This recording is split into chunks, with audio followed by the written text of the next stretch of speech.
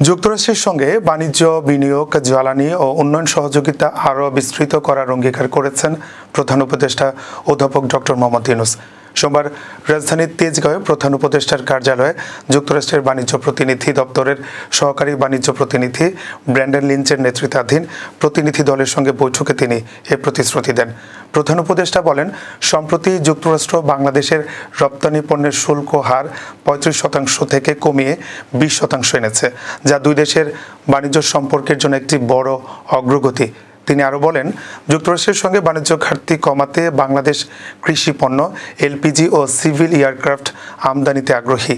বৈঠকে শ্রম অধিকার রক্ষা, মাদক নিয়ন্ত্রণ ব্যবস্থা এবং রোহিঙ্গা মানবিক সংকট নিয়েও আলোচনা হয়। ইউনূস জানান, আন্তর্জাতিক শ্রমমান বজায় রেখে ন্যায্য বাণিজ্য নিশ্চিত করতে সরকার প্রতিশ্রুতিবদ্ধ। এই সময় তিনি স্বাস্থ্য শিক্ষা খাতে যুক্তরাষ্ট্রের বিনিয়োগ এবং স্বল্প সুদে ঋণ প্রবাহ বৃদ্ধির আশাবাদ ব্যক্ত করেন। একই সঙ্গে বৈদেশিক বিনিয়োগ বান্ধব পরিবেশ তৈরিতে অন্তর্বর্তী সরকার অঙ্গীকারবদ্ধ বলেও উল্লেখ করেন। প্রতিনিধি দলের প্রধান ব্র্যান্ডন লিঞ্চ বাংলাদেশের গঠনমূলক ভূমিকার প্রশংসা করে বলেন, ফেব্রুয়ারিতে শুরু হওয়া আলোচনার ধারাবাহিকতা দুই দেশের সম্পর্ককে আরও ফলপ্রসূ করেছে। তিনি শুল্ক চুক্তি ও ক্রয় প্রতিশ্রুতিগুলো সময়মতো বাস্তবায়নের উপর গুরুত্ব দেন।